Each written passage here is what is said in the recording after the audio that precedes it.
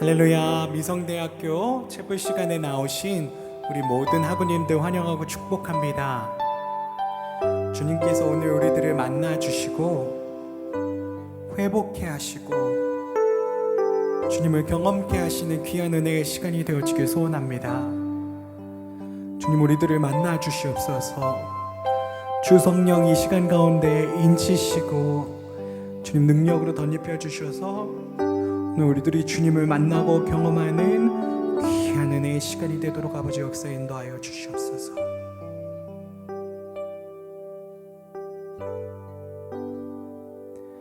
나의 두 발이 무릎 꿇고 주님께 경배하기를,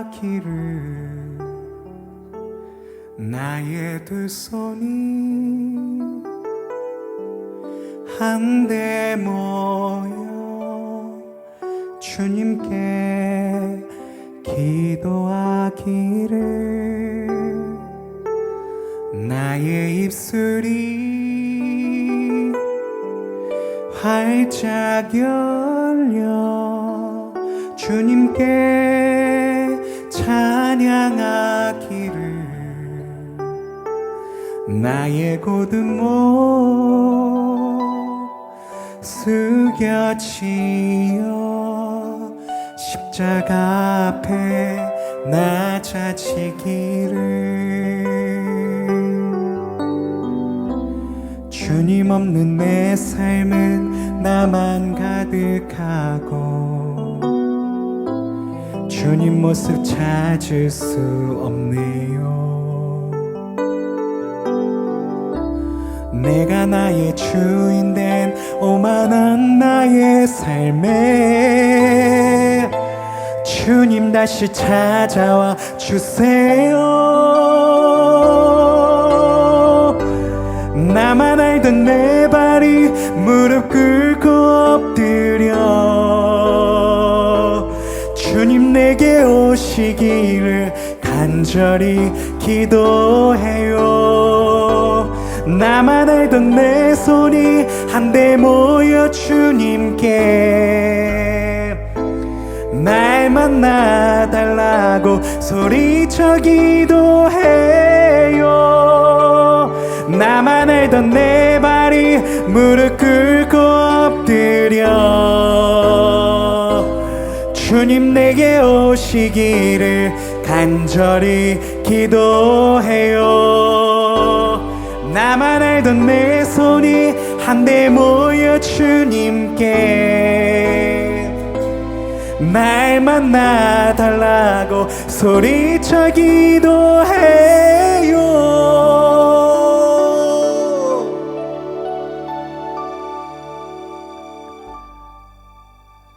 주님 날 만나주세요. 주님 날 만나주세요. 주님 내게 와주세요. 주님 내게 와주세요. 주님 날 만나주세요. 주님 날 만나주세요. 주님 내게 와주세요. 나는 주님이 필요해요. 나는 주님이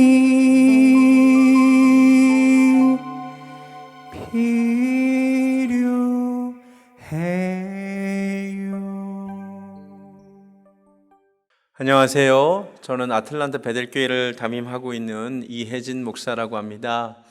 오늘 미성대 채플에서 말씀을 전할 기회를 주신 하나님께 감사드리고 우리 이상훈 총장님께 무엇보다도 마음 깊이 감사드립니다. 우리 이상훈 총장님 참 탁월한 학자시고 또 목회적인 마인드를 가지고 계시는 너무 귀한 분이라고 생각합니다. 최근에 목사님께서 저에게 직접 쓰신 저서 2권을 선물로 주셨습니다. 제가 그 2권을 읽고 더욱더 목사님을 존경하게 됐고 참 많은 것을 배웠습니다. 이 시간을 빌어서 다시 한번 감사드린다는 말씀을 전하도록 하겠습니다. 이 미성대 우리 귀한 저희 교단에 속한 동역자분들께 어떤 말씀을 전해야 될까 고민이 됩니다. 감히 젊은 제가 무슨 말씀을 전할 수 있겠습니까? 그래도 하나님께서 이 시간 세워주셨기 때문에 제가 현직에서 목회하고 있는 사람으로서 하나님께서 깨닫게 해주셨던 것들 몇 가지만 나누도록 하겠습니다. 오늘 본문은 사도행전 20장 17절로 38절까지 본문입니다. 다름이 아니라 사도 바울이 에베소 교회를 떠나면서 한 고별 설교의 내용인데요. 여러분 잘 아시겠지만 우리의 등장도 중요하지만 사실 퇴장이 더 중요합니다. 저는 이미 목회 현장에 등장해서 목회를 하고 있고 언젠가 퇴장하게 될 것이고, 여러분은 지금 미성대에서 공부하시고 앞으로 우리 교단을 이끌어 가실 사역자가 되실 거라고 생각합니다. 아직 등장하지 않으셨는데 등장하시기 전에 오늘 사도 바울의 퇴장의 모습을 보면서 여러분에게 도전이 되기를 원합니다. 제가 가장 인상 깊었던 것은 사도 바울의 퇴장은 많은 사람들로 하여금 눈물 나게 했다는 것입니다. 36절부터 보면 이 말을 한 후 무릎을 꿇고 그 모든 사람들과 함께 기도하니 다 크게 울며 바울의 목을 안고 입을 맞췄다라는 모습을 보시기 바랍니다. 그의 퇴장은, 그의 교회의 사임은 많은 사람들에게 아쉬움을 주었고 눈물을 나게 한 것이었습니다. 도대체 사도 바울이 어떻게 목회를 하고 퇴장을 했길래 그토록 많은 사람들이 아쉬워하며 눈물을 보였을까 생각해 보았습니다. 그러면서 우리도 사도 바울과 같이 앞으로 이런 목회를 해야 되겠다 이렇게 다짐하는 시간이 되었으면 좋겠습니다. 자, 사도 바울이 어떤 목회를 했습니까? 제가 18절을 한번 보겠습니다. 그들에게 말하되 아시아에 들어온 첫날부터 지금까지 내가 항상 여러분 가운데서 어떻게 행하였는지를 여러분도 아는 바다라고 사도 바울이 말합니다. 참 인상 깊었던 표현이 첫날부터 지금까지라는 표현입니다. 한결같았다는 것이죠. 제가 여러 부교육자분들을 겪고 있습니다. 가만히 보니 모든 사람들이 처음 사역을 시작할 때는 상당한 의욕을 보입니다. 그런데 몇 달이 지나가면서 그 열정이 조금씩 사라지고 열의가 꺾이고 지치는 모습을 봅니다. 마음이 시작할 때의 마음과 같지 않습니다. 그러다가 그 열정은 다 온데간데 없고 교회를 떠나는 모습을 보게 됩니다. 그런데 사도 바울은 처음부터 지금까지 변함없이 한결같은 목회를 했다는 것이죠. 이 모습이 우리에게 도전이 되기를 원합니다. 우리도 사도 바울처럼 어느 곳에서 목회를 시작하든지 끝날 때까지 한결같이 변하지 않는 그런 목회하기를 소원합니다. 두 번째로 19절을 보니까 그는 모든 겸손으로 섬겼습니다. 정말로 중요한 것 같습니다. 목회자에게 가장 중요한 것은 겸손인 것 같습니다. 나는 아무것도 아니라는 것, 하나님이 마른 막대기를 사용하신다는 것, 내가 누구이길래 나 같은 사람을 하나님께서 주의 종으로 사용하고 계시는가, 이 겸손한 마음을 하나님께서 원하십니다. 황송한 마음을 하나님이 원하십니다. 이 모든 겸손이라고 되어 있는 말씀이 영어 성경에는 with great humility라고 되어 있습니다. 그러니까 큰 겸손이죠. 대단한 겸손으로 섬겼습니다.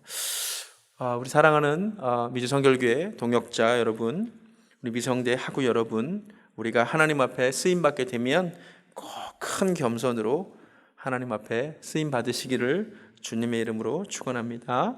또 그는 무엇으로 섬겼습니까? 눈물로 섬겼습니다. 31절에도 보니까 3년이나 밤낮 쉬지 않고 눈물로 각 사람을 훈계했다라고 합니다.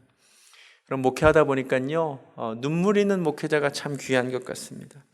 그런데 언제 눈물이 나느냐? 마음속에 성도님을 사랑하는 마음, 그 성도님을 품는 마음이 있어야 눈물이 납니다. 여러분 꼭 눈물의 목회자가 되어주시기를 바랍니다. 저도 처음 목회를 시작할 때는 차가워 보인다, 냉정해 보인다는 평가를 듣기도 했는데 목회를 하면서 눈물을 흘리지 않을 수 없습니다. 먼저 나 같은 사람 하나님 사용해 주셔서 감사하고 변하는 성도님들로 인하여 마음이 울컥울컥하고 또 우리 성도님들의 어려운 일을 겪게 되면 정말 눈물로 울지 않을 수밖에 없습니다. 눈물의 사역자, 이 시대가 찾는 사역자인 줄로 생각합니다. 여러분 꼭 눈물의 목회자 되어주시기를 바랍니다. 네 번째로 그는 유대인의 관계로 말미암아 당한 시험을 참고 주를 섬겼다고 합니다. 시험을 참아야 합니다. 목회를 하는데 얼마나 많은 시험이 있는지 모르겠습니다. 얼마나 많이 낙심될 일이 있는지 모르겠습니다. 저는 겨우 5년 남짓 목회했을 뿐인데 정말 마음이 상하고 낙심되고 목회 그만하고 싶고 그럴 때가 많이 생깁니다.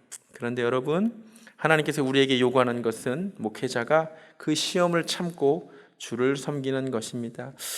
여러분이 잘 참아주시면 좋겠습니다. 좀 힘들다고 도망가지 않으셨으면 좋겠습니다. 다섯 번째로 그는 주를 섬겼습니다. 시험을 참고 주를 섬겼습니다. 그가 섬긴 것은 사실 사람들이 아니었고 주님을 섬긴 것이었습니다. 아마 많은 이야기를 들어보셨을 것입니다만 목회는 사람을 보지 않는 것이 맞는 것 같습니다. 사람을 보면 낙심하게 되고 넘어지게 됩니다. 그런데 내가 지금 섬기는 것이 주님이구나, 내가 주님의 몸된 교회를 섬기는구나, 그 마음이 있기에 저도 목회하고 있습니다. 여러분에게도 이런 마음이 있었으면 좋겠습니다. 여섯 번째로 20절을 보니까 유익한 것은 무엇이든지 공중 앞에서나 각 집에서나 거리낌이 없이 여러분에게 전하여 가르쳤다는 말씀, 이게 상당히 도전이 됩니다. 사도 바울은 유익한 것은 무엇이든지 거리낌 없이 전했다라고 합니다. 그는 사람 눈치 보지 않고 전해야 될 말씀을 전했다는 것입니다. 여러분, 이 시대에 이런 선지자적인 목회자들이 필요한 것 같습니다. 제가 목회하면서 제일 많이 들은 이야기 중에 하나가 뭐냐면 젊은 목사가 용감하다는 것입니다. 많은 목회자들이 성도님들이 혹시 이 설교를 들으면 상처받을까 봐, 교회를 떠날까 봐 하지 않는 메시지를 제가 그냥 막 한다고, 젊은 목사가 대단하다고, 그게 너무 놀랍다고 말씀해 주시는 분들을 만납니다. 물론 그 대상이 당사자가 내가 되면 또 시험 받고 교회를 떠난 경우도 있었지만 상당히 많은 분들이 예상외로 목회자가 타협하지 않고 전해야 될 메시지를 전하는 것을 상당히 고마워하고 감사해야 합니다. 저는 젊은 사람인데 설교하다가 그럽니다. 무릎 팔짱 빼라고, 다리 꼬지 마시라고, 교회 올 때 그렇게 오지 마시라고 그렇게 얘기를 막 합니다. 그리고 하나님께서 아니라고 말하는 것은 아니라고 말합니다. 그걸 하나님께서도 기뻐하시고요, 우리 속에 있는 영혼들도 기뻐합니다. 우리가 거리낌 없이 하나님의 말씀을 전하기를 원합니다. 또 하나, 공중 앞에서나 각 집에서나, 공중 앞, 그러니까 많은 사람들이 모인 곳에서나 아니면 각 집에서 몇 사람 안 모이는 곳에서나 그는 가리지 않고 하나님의 말씀을 전했습니다. 여러분, 이게 굉장히 중요한 것 같습니다. 우리가 많은 사람들 앞에 설교할 때만이 아니라 한두 사람 앞에서 신방하고 권면할 때도 하나님의 말씀을 전해야 할 줄로 압니다. 한국교회에 꽤 유명했던, 청년들이 열광했던 한 목사님이 계십니다. 그 목사님이 지금은 스캔들로 인하여 이렇게 무너졌는데 그분이 과거에 잘 나갈 때 이랬다라고 합니다. 작은 교회가 초청하면 몇 명인지 물어보고 몇 명 이상 되지 않으면 그 교회는 가지 않는다고 합니다. 그 이유가 뭐냐? 자기는 너무 바쁜 사람이고 시간은 한정되어 있기 때문에 많은 사람들이 모이는 곳에서만 설교할 수 있다고. 작은 교회 가서 설교하는 것은 효율적이지 않는 것이기 때문에 자기는 하지 않는다고. 굉장히 실망스러운 얘기고 아마 그때부터 그분의 몰락은 시작됐던 것 같습니다. 그것은 사도 바울의 목회가 아닙니다. 하용주 목사님, 이번 온누리교회 그 큰 교회를 담임하시면서도 그분 이런 얘기를 언젠가 하시더라고요. 언젠가 한 교회가 자기를 초청했는데 20, 30명밖에 안 모여서 사람들이 또 초청한 목사님이 미안해 하는데 이분이 그것이 무엇이 중요하냐고 20, 30명 앞에서 정말 최선을 다해서 부흥회를 인도하셨다는 말씀을 보면서 제가 그분의 다른 것을 많은 것은 알지 못하지만 참 귀한 목회자라는 생각이 들었습니다. 여러분 앞으로 목회할 기회가 있을 때 많은 사람 앞에서 모여서 설교할 기회만이 아니라 한두 사람이 모이는 곳에서도 주의 사자로서 메신저로서 말씀 전해주시기 바랍니다. 대예배 설교할 때만이 아니라 주일 대예배만이 아니라 새벽 예배 때도 동일한 열정으로 하나님의 말씀 전해주셨으면 좋겠습니다. 사도 바울은 또 어떤 목회를 했습니까? 21절을 보니까 유대인과 헬라인들에게 하나님께 대한 회개와 우리 주 예수 그리스도께 대한 믿음을 증언했다고 합니다. 그의 설교의 주요 주제는 회개였고 믿음이었습니다. 여러분 우리가 꼭 명심해야 됩니다. 우리 목회자들이 회개를 설교해야 되고 믿음을 설교하도록 부름받았음을 깨달으시기 바랍니다. 회개를 설교하지 않는 목회자는 가짜라고 생각합니다. 세례 요한의 첫 설교, 예수님의 첫 설교가 회개였습니다. 회개하고 믿음을 가지라고 우리가 꼭 전해야 할 줄로 생각합니다. 22절을 보니까 보라 이제 나는 성령에 매여 예루살렘으로 간다라고 말합니다. 그가 교회를 왜 사임했느냐? 그는 성령에 매여 교회를 사임했습니다. 성령의 이끌림이 있어서 교회를 사임했습니다. 우리 목회자들에게 너무나 중요한 말씀이라고 생각합니다. 여러분 교회를 섬기던 교회를 부교육자로 섬기는 교회 혹은 담임 목회자로 섬기는 교회를 언제 사임하시겠습니까? 많은 분들이 지쳐서 질려서 혹은 더 좋은 대우를 약속하는 교회가 있어서 사임합니다. 그건 하나님이 기뻐하시는 사임이 아닌 것 같습니다. 여러분 하나님께서 감동을 주실 때 성령에 매여 성령의 감동으로 성령의 분명한 인도가 있을 때 그 교회를 사임하셨으면 좋겠습니다. 그것이 하나님이 기뻐하시고 또 교회 공동체에 상처를 주지 않는 사임이라고 생각합니다. 한국 교회에 많은 목회자들이 실망을 준 것이 결국 좀 더 큰 교회에서 청빙이 왔을 때 성령의 이끌림이 없이 있을 수도 있죠. 없는 경우에도 같다는 것이 문제가 아니겠습니까? 우리가 성령의 매임에 따라 우리의 거취를 꼭 결정했으면 좋겠습니다.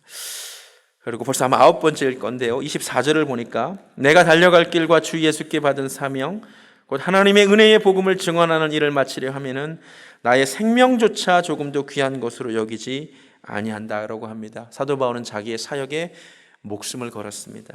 사명이라는 말 자체에 소명이라는 말 자체에 한자 목숨 명자가 들어 있습니다. 정말 우리가 목숨 걸고 사역했으면 좋겠습니다. 그런데 많은 분들이 특별히 최근에 부교육자 분들이 목숨은커녕 교회에서 많은 시간을 쓰는 것도 아까워한다는 말을 들었을 때 너무 가슴이 아팠습니다. 여러분 우리가 하나님께 부름받은 것을 감사히 여기고 정말 목숨 걸고 사명 감당했으면 좋겠습니다. 26절부터 27절을 보니까 오늘 여러분에게 증언하거니와 모든 사람의 피에 대하여 내가 깨끗하니 이는 내가 거리지 않고 하나님의 뜻을 다 여러분에게 전하였다고 말합니다. 여러분 잘 아시는 에스겔 3장에 나오는 파수꾼 이야기지요. 사도 바울은 파수꾼 비유를 항상 마음에 두고 있었던 것 같습니다. 내가 파수꾼처럼 사명을 감당하지 않으면 내게 화가 있다라고 했잖아요. 여러분 우리는 파수꾼으로 부름받았습니다. 우리는 많은 사람들에게 임박할 심판에 대하여 설교할 사람들입니다. 여러분 꼭 그 말씀 명심하시기 바랍니다. 그 다음 27절을 보니까 하나님의 뜻을 다 여러분에게 전하였다고 합니다. 저는 이것이 굉장히 중요하다고 생각합니다. 영어로 보면 The whole will of God. 여러분 우리 설교자들은 창세기부터 요한계시록까지 하나님의 뜻을 다 전할 책임을 부여받았습니다. 여러분 편중된 본문만 설교하지 마십시오. 여러분 요한계시록만 설교하지 마십시오. 십자가가 중요하지만 십자가만 설교하는 것으로 만족하지 마십시오. 어떤 분은 성령님이 그렇게 귀하지만 성령님의 은사만 얘기하는 분들이 계십니다. 그렇지 않습니다. 우리는 창세기부터 요한계시록까지 성경에 기록된 모든 창조와 타락과 구속과 또 십자가와 부활과 성령님의 강림과 은사와 또 교회와 또 재림과 성도의 삶에 대하여 이 모든 하나님의 뜻을 골고루 다 전해야 됩니다. 여러분, 이것이 정말 필요한 것 같습니다. 이 시대에 필요한 것은 하나님의 말씀이라고 생각합니다. 저희 교회 말씀드려서 좀 죄송하지만 저희 교회 표어는 하나님의 말씀을 배우고 하나님의 능력을 경험하며 성령의 아름다운 열매를 맺는 교회입니다. 저희 교회가 강조하는 것이 말씀과 능력과 열매인데요. 결국 이 말씀이, 저희 교회는 강해 설교를 원칙으로 하는데 말씀이 사람들을 세우고 말씀이 사람들을 변화시키는 것을 보게 됩니다. 꼭 이 시대에 말씀의 목회자가 되어주시기를 바랍니다. 32절에 그는 교회를 떠나면서 지금 내가 여러분을 주와 및 그 은혜의 말씀에 부탁했다라고 합니다. 저는 세습하는 목사님들을 도매금으로 비난하고 싶지는 않습니다. 그러나 한 가지는 얘기하고 싶습니다. 그분들의 마음의 교회를 주님과 은혜의 말씀에 부탁하는 것이 아니라 자기의 DNA를 물려받은 자식들에게 부탁하려는 모습은 있지 않나 생각합니다. 우리가 떠날 때 교회를 주님의 은혜의 손에, 주님의 말씀에 맡길 수 있는 사람들이 되었으면 좋겠습니다. 33절을 보니까 그는 또 사역하는 동안 아무의 은이나 금이나 의복을 탐하지 아니했다라고 합니다. 한마디로 그는 돈 때문에 목회하지 않았습니다. 베드로 사도도 목회자들에게 다른 권면을 한 것이 아니라 베드로전서 5장 2절에 너희 중에 있는 하나님이 양무리를 치되 억지로 하지 말고 하나님의 뜻을 따라 자원함으로 하며 더러운 이득을 위하여 하지 말고 기꺼이 하며 맡은 자들에게 주장하는 자세를 하지 말고 양무리의 본이 되라고 했습니다. 여러분, 제발 사례비 때문에 사역하지 마시기 바랍니다. 제가 미국에서 처음 노스캐롤라이나와 보스턴에서 사역할 때 저는 200불 받고 사역을 했습니다. 그리고 저는 제가 한번 섬기게 된 교회를 그 지역을 떠날 때까지 떠나지 않았습니다. 여러분, 이건 사실은 쉽지 않은 일이었습니다. 그런데 지금 돌아보니 제가 사례비 때문에 사역하지 않고 그때 주님된 교회를 묵묵히 섬긴 것 하나님께서 기쁘게 보셨다라고 생각합니다. 여러분, 부탁드립니다. 돈 때문에 사역하지 마십시오. 사례비 때문에 사역하지 마십시오. 하나님께서 갚아 주실 줄로 믿습니다. 마지막으로 35절에 그는 어떤 목회를 했냐면 범사에 여러분에게 모본을 보여준 바와 같이 수고하여 약한 사람들을 돕고 또 주 예수께서 친히 말씀하신 바 주는 것이 받는 것보다 복이 있다 하심을 기억하라고 했습니다. 그는 받는 목회가 아니라 주는 목회를 했습니다. 여러분, 많은 목회자들이 교회를 개척하면서 선교 후원 편지를 요청하면서 우리를 좀 후원해 달라고 받는 목회를 시작하려고 합니다. 저희 교회 이야기에서 정말 죄송합니다만 저희 교회는 개척한 이래 지금까지 단 한 번도 선교비를 받은 적이 없습니다. 그리고 저희는 개척한 이래 첫 해부터 재정의 11조를 외부의 장학금과 선교헌금으로, 구제헌금으로 흘려보냈습니다. 지금도 많은 선교사분들과 또 주변의 미자립교회 목회들을 돕고 있습니다. 여러분, 꼭 받는 목회가 아니라 주는 목회 하시기 바랍니다. 받는 목회가 아니라 주는 목회를 하실 때 하나님께서 갚아주실 줄로 믿습니다. 제가 감히 그것도 직접 얼굴을 대면하지도 못하는데, 그리고 이렇게 젊은 목사가 오늘 말씀을 전했습니다. 제가 이 말씀을 여러분에게 하나님의 감동으로 전합니다. 저는 이미 목회를 시작했고 또 나중에 퇴장하게 될 텐데 그때까지 이 말씀을 제가 먼저 새기고 목회하고 있습니다. 여러분은 목회지에 등장하기 전입니다. 등장하기 전부터 이런 마음을 가지고 나는 사도 바울처럼 이렇게 목회하다가 이렇게 은퇴해야겠다는 생각을 가지고 목회를 시작한다면 얼마나 아름답고 또 얼마나 우리 교단에 큰 덕이 되겠습니까? 제가 말씀을 정리하겠습니다. 사도 바울처럼 처음부터 끝까지 변함없는 목회 꼭 해주시기 바랍니다. 겸손함과 눈물과 시험을 참고 사람이 아니라 주를 섬기고 사람 숫자와 상관없이 복음을 전해주시고 회개와 믿음을 설교하시고 성령의 이끌림에 매여 여러분의 거취를 결정해 주시고 목숨 걸고 사역하시고 파수꾼의 사명을 잊지 않아 주시고 창세기부터 계시록까지 하나님의 뜻을 다 전해 주시고 떠날 때에 주의 은혜와 말씀에 부탁하여 주시고 경제적인 이유 때문에 사역하지 마시고 받는 목회가 아니라 주는 목회해 주시기를 주님의 이름으로 부탁드립니다. 언젠가 얼굴과 얼굴을 대면하여 또 만나서 또 은혜를 나누고 또 특별히 저희 교회가 개척했고 저희가 이제 이번에 창립 5주년을 맞이하는데 또 하나님께서 우리 교회에 부어주신 또 은혜, 또 개척과 성장과 그 부흥의 은혜를 또 나눌 수 있는 계기가 있기를 또 소원해 봅니다. 우리 기도함으로 말씀을 마치도록 하겠습니다. 하나님 아버지 감사합니다. 우리가 무엇이간데 주의 종들로 불러주시고 선지 동산에서 사역을 준비하게 하시니 감사합니다. 누구나 등장하고 퇴장할 텐데 아직 사역의 자리에 등장하지 않으신 우리 귀한 학우분들께 하나님 오늘 사도 바울의 마무리의 모습을 보게 하시니 감사합니다. 우리 모두가 멋지게 등장하게 하시되 사도 바울처럼 정말 아름답게 퇴장하는 그런 목회자들 되게 하여 주시고 우리 미성대에 속한 모든 학우분들 정말 하나님께서 귀하고 복되게 성장시켜 주시고 다듬어 주시고 주께서 능력 주셔서 하나님 아버지 이제 이 세상에 나가서 각각 하나님이 뜻하신 자리에서 하나님 마음껏 사용하여 주시옵소서. 우리 이상훈 총장님과 또 모든 교직원분들 또 미성대의 모든 속한 분들에게 주의 은혜가 가득하기를 소원하며 살아계신 예수님 이름으로 기도드렸습니다. 아멘.